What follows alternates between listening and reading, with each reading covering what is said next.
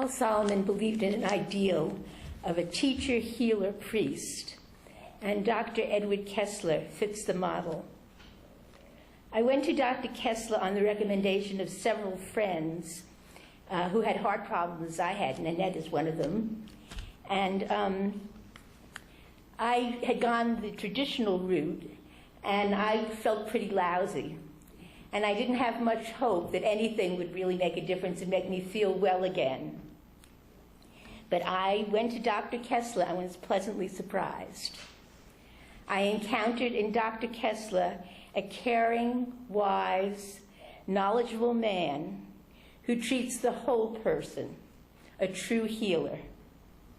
And ever since I have felt well, felt good, with lots of energy. Dr. Kessler graduated magna cum laude from Life University in Metro Atlanta, Georgia, with a doctorate in chiropractic. He's been in private practice in Virginia Beach for more than 30 years, and his current office is at the Heritage Store. Dr. Kessler will tell us about his healing methods and spiritual philosophy. We are privileged to have him as his speaker today. Let's welcome Dr. Kessler. I'll try to keep it as extemporaneous as I can and shoot from the hip. I made a few bullet points, but probably some of them will get past me. But, you know, when people come into my office, even if they've been to a chiropractor, what I do is kind of left field for a lot of people. So I like to relate the unknown to the known. And I say to them, you know, think of a farmer or think of a master gardener. Any gardeners here? Okay. You know, when you really think about it, farmers and master gardeners don't grow plants. They don't do that. Plants grow plants. But they set up the optimal conditions for the plants to thrive. And that's what I do with the human body. And then the light goes on. People, okay, I get that. And there's a term in medicine called homeostasis. And what that word means is the human body on its own is always striving for wellness or wholeness, but it can only rise up to the weakest link. And when you think about it, like if somebody has an organ missing, the body will compensate and try to do the best it can with what's missing. There's a part of the brain anatomically that controls all the vegetative functions of the body. It's called the autonomic nervous system at the base of the brain. And when you think of somebody who goes into a coma or loses consciousness, all the vegetative functions of the body still work, even without our consciously thinking about it. And more than that, a layperson or most people coming into my office would have no knowledge of biochemistry, and yet there's thousands of intricate chemical reactions going on in the body all at once, all in perfect synchrony with each other. Or when a woman has a baby. Any mothers here? Okay. I was an honorary mother. I was a single parent. So when you think of having a baby, I mean, you may understand conception, but you don't physically or intellectually understand how you made that baby. But there's a part of the body that orchestrated it because it doesn't happen in the test tube yet. So these are some of the things I run by people. Would my lovely assistant please come up at this time? Okay. And what I do, I'm a chiropractor, and I also do something called kinesiology, and it's also called muscle testing. Is anyone aware of that? Muscle test? Okay, yeah. And that's what I'm going to do. And in a sense, when I muscle test, and I learned this over 18 years. My mentor, Dr. Versendahl, has passed on a few years ago. His daughter's carrying on the work. You're really assessing the wisdom of the body. And once again, I love your poem because I keep an open mind because anything can literally cause anything. When people come in, yes, I want to know what their symptoms are, but my treatments are not symptom-orientated. They could literally divulge nothing, and the body will show what it wants to achieve homeostasis. And within achieving homeostasis, the body will address whatever that person's coming in for. And often I treat the heart. People are talking about the heart and all that. And when you really think about it, the heart not only pumps blood, but in an energetic sense, it's your energy center, it's your mojo, it's your voltage. It's the energy that's available for the body to achieve wellness or achieve homeostasis in a sense when I do that.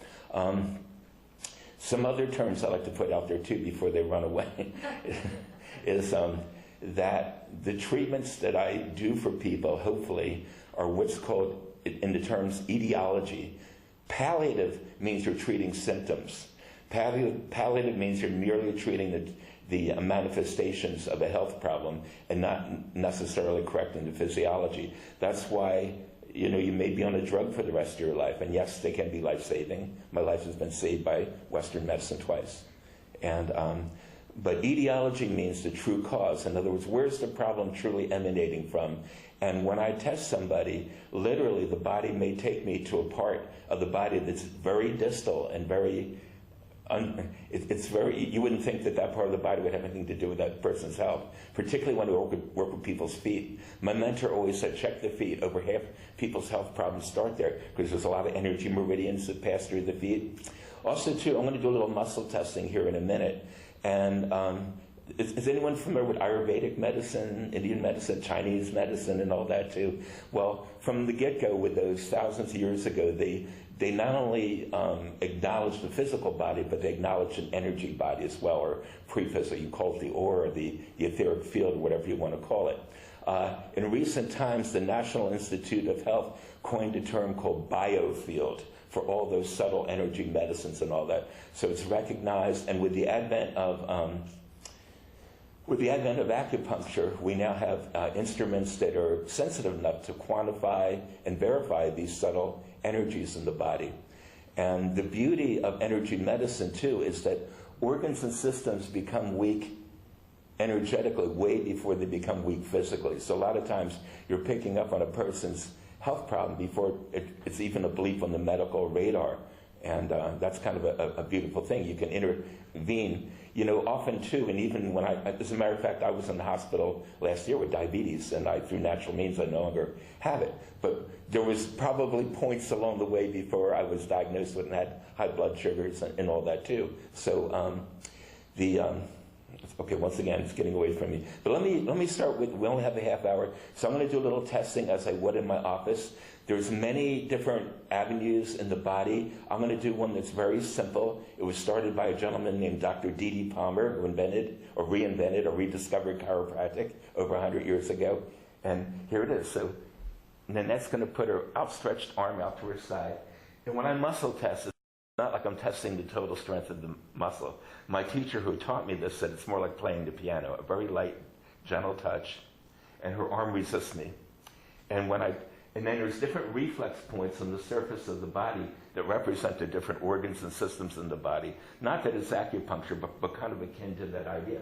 So first what I'm going to do is see if she's electrical or whether I can test her. So we'll go right to the top, the bridge of her nose, and your arm starts to, can you feel how it starts to buckle? See, if I don't touch her arm stays pretty solid and strong. If I touch her, that means that she's testable. Some people need to be rehydrated or other things in order to test them. Often I'll check jewelry. You shouldn't wear rings on any finger but the ring finger, because it'll start shutting down the heart and the brain and meridians in the body. Yeah.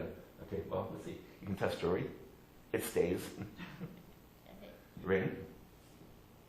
It stays. Also, too, with younger women, too, you got to check for belly button rings. Well, I'll tell you something.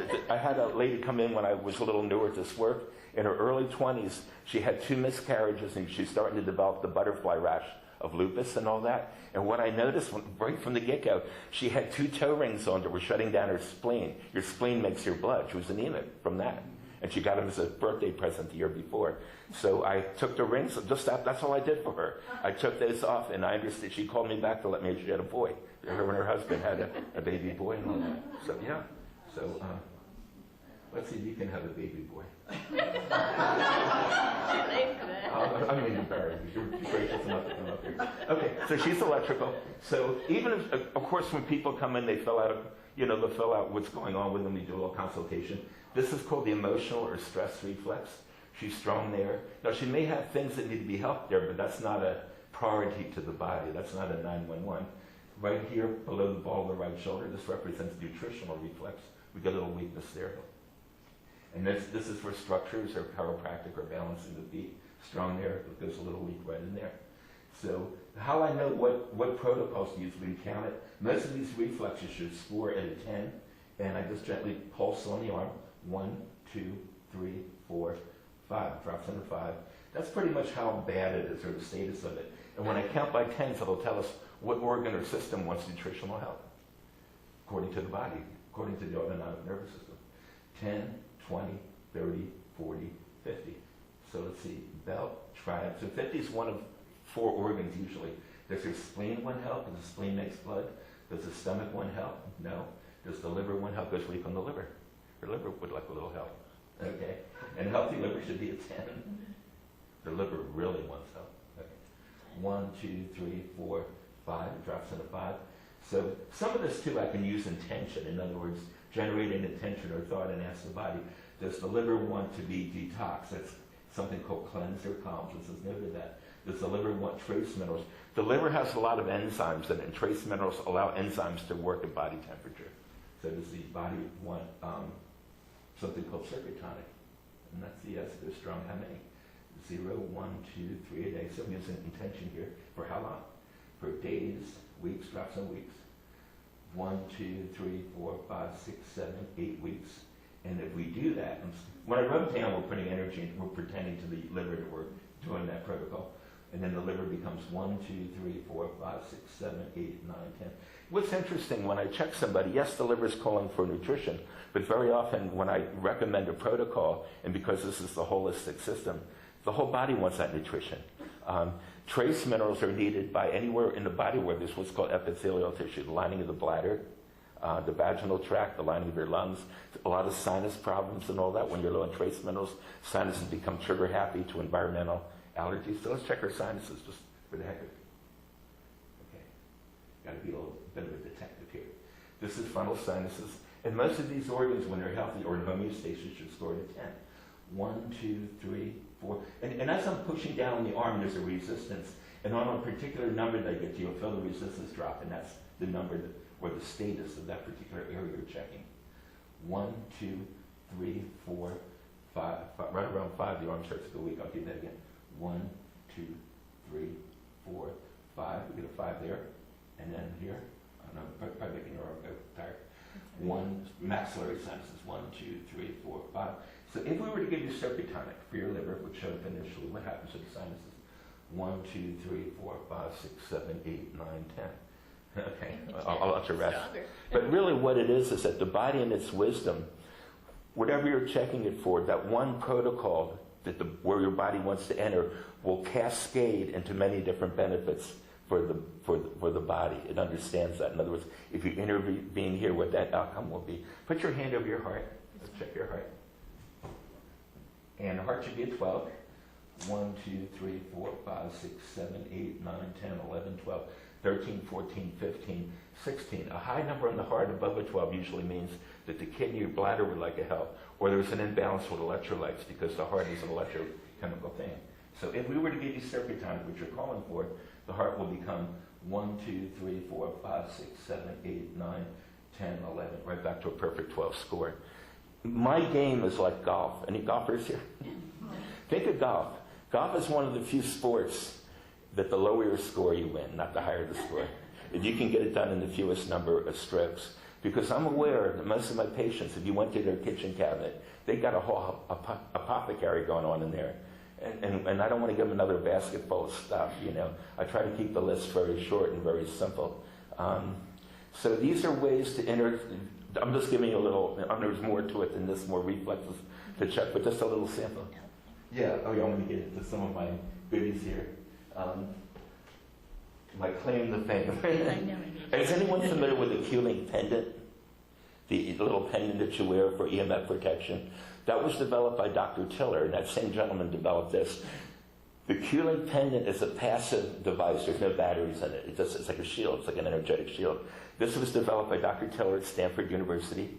And this has batteries in it. So this is an active form of what's called, the acronym for this technology is called SRT, Sympathetic Resonance Technology. And of course it's a strap or a belt, and I'll belt the heart or belt an extremity. And then this little blue light will come on when I use it. And what this does is two things. One, this imparts energy or chi into the body. And two, it recalibrates whatever part of the you're using this on. It's recalibrating the cellular energy back to that of a healthy cell. It's helping the heart or the part of the body you're treating remember. I treat the heart a lot because the body understands that if you help the heart and bring the energy back, it's like bringing the house back to 120. Suddenly the AC's blowing cold, the lights are no longer dim, the radio's not staticky, the vacuum cleaner's picking up lint again.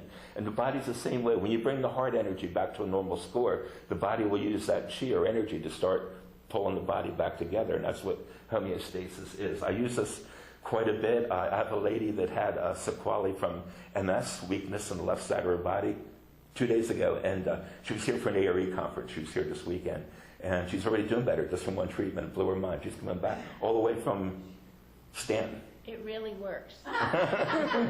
Anybody else? Not just for me, but for several people. Oh, yeah. About 1/3 of my patients need this kind of technology.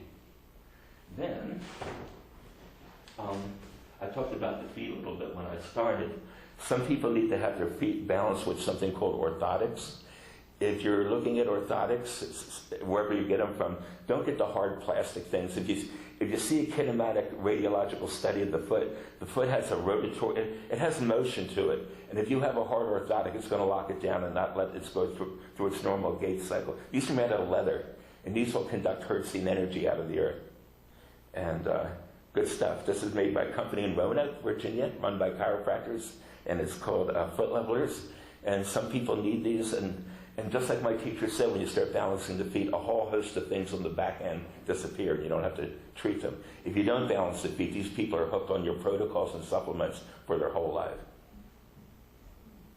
Then, my personal favorite, I'm 64 years old. When I turn 50, I like to run on the boardwalk. I need to run a little more, but I'm running. I'm a fair weather runner. When it's real cold, I usually go into Waring's gym and get on their treadmill. But at the age of 50, I started developing angina, chest pains when I was running. So I went to the cardiologist and all that. They had me on a treadmill. They couldn't find anything wrong with me. So serendipitously enough, when I went to the next seminar for advanced training, my teacher introduced, all these are little cork inserts that you put in your shoe. But this really helps to reorientate the center of gravity on your foot, and it opens up a lot of energy meridians on the plantar surface of your foot. So when I started wearing these, not only did my angina go away, but I could run further, and I had more stamina as well. And very often, too, I don't know if you'll need them or not. I can check you. Why not? I have things in my shoe that already have cushions, but they're not the same. Okay, well, let's see. And you want me to do it barefoot? The energy field extends out the body, so when I point to an area, I'm checking it. So here's the arch. 1, 2, 3, 4, 6, 7, 8, 9, 10, 11, perfect, 12. This side. 1, 2, 3, 4, 5, 6, 7, 8, 10, 11, 12, perfect. So they're working for you. And then the heels. Your feet are good. The other way to pick it up, too, when I was doing this triune thing, structures, low numbers on structures means help the feet. 1, 2, 3, 4. So she doesn't need help with her feet. Checking it those different ways. Good stuff. When people need a heel lift on the left side, particularly women, their bladder leaks. They have all kinds of bladder trouble, low thyroid. When people need a heel lift on the right side, it usually affects the adrenals, a lot of low adrenal issues and all that too, like arthritis and achiness through their body, fibromyalgia and all that. And easy, a piece of cork it blows people's mind. And if people start wearing these things, they still feel good for a while, but after a couple of weeks, it starts catching up with again. And then, I'm also a chiropractor. This is called an activator. This little thing here puts about 32 pounds per square inch of force out, and I use this to treat or adjust the spine with. And patients they like this because you're not twisting them around or manhandling them, keeps the person safe. And also, too, when you think of the old-fashioned chiropractic, like this kind of thing, only a small vector or amount of that force is going into the joint that you want to mobilize. Most of it's being dissipated out into rib heads and the regional muscles and all that. This is going right where it's needed. And for you physics buffs, force equals mass times acceleration. So this kind of old-fashioned chiropractic is high mass but low acceleration to get the force. This is low mass, high acceleration to get the same force. Good stuff. And then supplements. This is Regenerozyme Heart, kind of a misnomer. My patients, as they get past the age of 45, this is their one a day. Because not only does this address the heart, this addresses all the backups to the heart, the whole endocrine system. Not everybody needs it, but when they do, I like when they need that. Some people are vegetarians, and then I'll use an essential oil called Heart Harmony if they don't want an animal product. Some people are what's called bladder. Let's see if you're a bladder person. 1/3 of my patients are called bladder people. That means they can't handle foods with high purines, like high protein levels. So heart, bladder, she's a heart person. Most people are. Heart people can handle like animal glandulars or protomorphogens. And then an essential oil. I personally leave this uncorked in my office. There's a company that I use called Vervita. Probably most of you are familiar with Young Living and some of the others. This one's basically processed the same way that Young Living oils are. I like these because there's only 5 blends of oils. It's not like a whole bunch that you have to worry about. This one's called Present Moment. I leave this one uncorked in my office, and I use it as a potpourri because a lot of people coming in, they're stressed, they're hurting and all that. And this helps to kind of chill the environment. It's very nice. Where's your head? Also, it's antiviral. I've been fighting a cold, and I took a small one. Makes you do the little icky dance when you take it, but I took a couple of drops by mouth before I came here because I'm teetering on having a cold and it dried me up. Otherwise, I'd be in front of you. Oh, go ahead. Question in the back. Dr. Ed, what would be an essential oil that would enhance this room? Well, let's ask that. Since this is a house of prayer, the vibration's pretty high. We can just ask. Okay. So 10, 20, 30, 40, 50, 60, 70, 80, 90. It's in pretty good shape. A lot of older buildings, you get a 50 number. That usually means mold and mildew. Animals too. Animals too. They have animals. Yeah, and my office pulsed at a 40 before I did some protections with it. 40 is electricity. 40 is like EMF exposures. In the Heritage store next to my office is where they have all the computers that run everything in the store.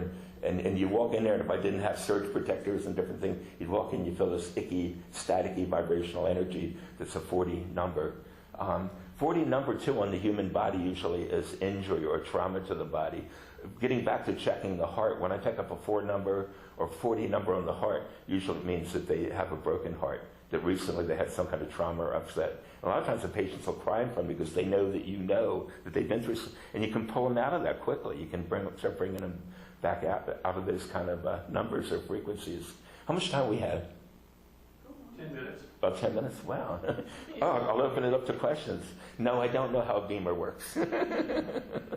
I've been on a beamer. I have a friend that has a horse farm. I treat a lot of animals, by the way, too. I have a friend that her family owns a horse farm in Dillon, Cello, if you know that area, and then up in Appomattox.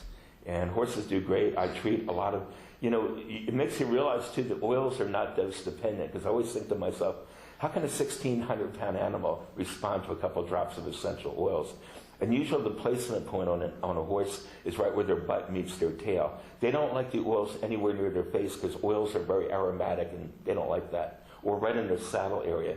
But horses, a lot of things I treat them for, they get a lot of ulcers, they get a lot of parasites, those kind of things. I use an oil called Sore to Sore. It's kind of chiropractic in a bottle. And the horse people love what I do because I'm a lot cheaper than their equine veterinarian coming out. And it works. I treat a dog. This friend of mine that has the farm, she has a Dalmatian who's deaf. I think a lot of them are. And it got ran over by a truck at one point. I helped it. It got sprayed by a skunk, and she called me on the phone, and it's like freaking out, and the dog looked like it was dying. Skunk spray can kill a small animal. It can kill a small dog within a matter of minutes. So she's going, what should I do? What should I do? And I didn't know what to do. I called my teacher, who has the ability, like I do, to test people and dogs and animals long distance. He said, get about 40 drops of this oil blend called Sore to Sore, put it in a spray bottle with about 8 ounces of distilled water, shake it up, and wet the dog down, spray it on him. And within minutes, he popped out of it. It neutralized the skunk spray. And my teacher, Dr. Versendal, that I studied for about 18 years, the work that I do is taught postgraduate. And also, too, it's funny, Virginia is the only state in the country we don't have a peer review board for chiropractors. It's the Virginia Board of Medicine that licenses the chiropractors.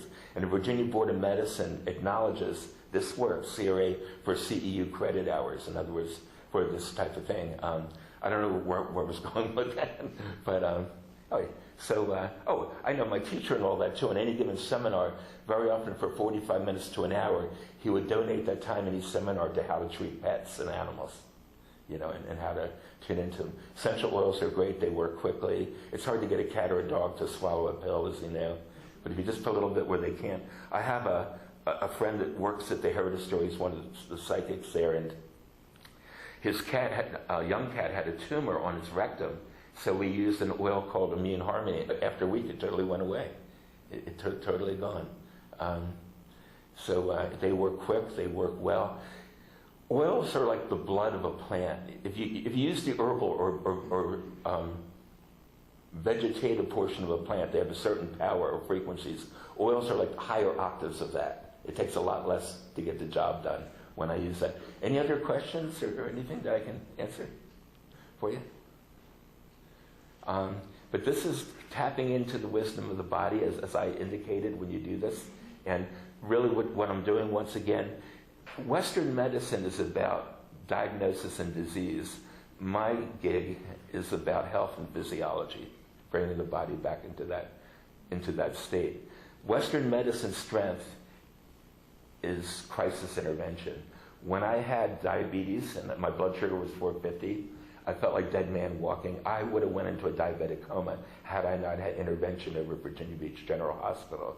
But all they had to offer me once I got out, they wanted to put me on metformin and insulin for the rest of my life. So since I got out of the hospital, I called my mentor, and she tapped into me and showed me what I needed to do to pull myself out. And I checked my blood sugar this morning. It was a 95 fasting blood sugar. I still check it, but I'm off the insulin, off the metformin, and diet and exercise. As some of you know, I was a single parent. I lost my wife to cancer when my kids were very young, and I raised them myself. And when they lived at home, we ate very well, very clean. But once they went off to college and out in the world, I started relying on restaurant food, not fast food, and a lot of carbs, a lot of sweet iced tea, stuff that I shouldn't, a lot of no-nos. I was off my game and all that, and got diabetes. It was the greatest thing in the world because I knew that I could come out of it. Because when I went in the hospital, I didn't know what was wrong with me. I thought maybe I had cancer or something. But I knew diabetes is reversible if you really work with it. So if there's not any more questions, thank you. Oh, here we go. Have you ever worked with anybody with bipolar disorder? What disorder? Bipolar disorder. Yeah, quite a few. What's interesting about that is often I'm not treating the brain, I'm treating the heart. The heart and the brain yin and yang each other. I treat kids with autism, same thing. We're often a heart, a hit in the womb very often. Kids get emotional hits in the womb and all that. And the body will tell you that, before I had all this fancy stuff, I had a kid coming up from Raleigh area with his parents. Well, first I treated him at home over the phone, started to get results, and then he started coming to see me. And his name was Keaton Smart. And at age 4, he couldn't really speak in sentences. He'd throw things at his parents, bite him, and all. He's frustrated. Because a lot of kids with autism, sometimes they can understand you, but they can't respond, And helped him. And then, of course, when you help a parent like that, they know other people. My batting average is not 100. It's in the 90s, which is pretty good because I'm getting a very skewed representation of patients, people that feel like they've been everywhere and that kind of thing, and able to help them.